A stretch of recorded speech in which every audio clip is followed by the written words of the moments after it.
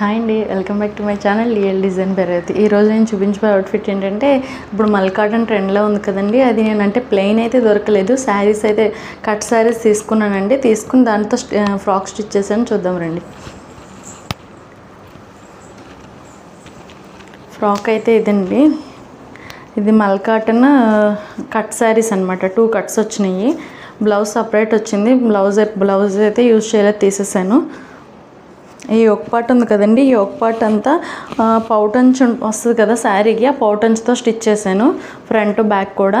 మిగిలిన శారీ అంతా ఇలా ఫ్రిల్స్ పెట్టాను అనమాట, గ్యాదరింగ్స్ పెట్టాను.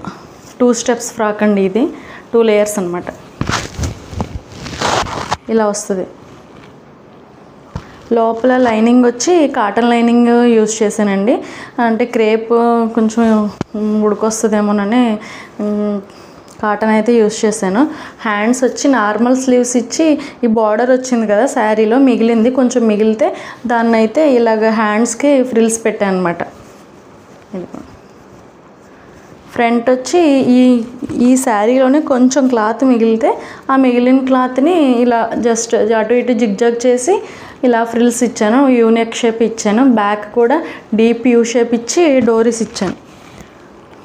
ఒక్క బ్లౌజ్ పీస్ ఒక్కటే సపరేట్ చేశానండి. మిగిలిన శారీ అంతా నేను ఫ్రాక్ అయితే స్టిచ్ చేశాను. బ్యాక్ సైడ్ ఈ డోరీస్ కూడా అటాచ్ చేశాను. దీనికి ఫ్యాంట్ కూడా స్టిచ్ చేశానండి. ఫ్యాంట్ వచ్చి ఇది రేయాన్ క్లాత్ అనమాట. రేయాన్ క్లాత్ తీసుకొని సిగరెట్ ప్యాంట్ అంటారు కదా, అదండి. ఆ మోడల్ అయితే స్టిచ్ చేశాను. ఇది పాకెట్, ఇది సైడ్ జిప్. ఒక సైడ్ జిప్ వస్తుంది, ఒక సైడ్ ఏమో పాకెట్ వస్తుంది. కింద వచ్చి లెగ్ దగ్గర ఇలా షో బటన్స్ ఇచ్చి, అంటే ఇది ఓపెన్ చేసుకోవచ్చు, ఓపెనబులే. ఇలా కనిపిస్తుందా వీడియోలో?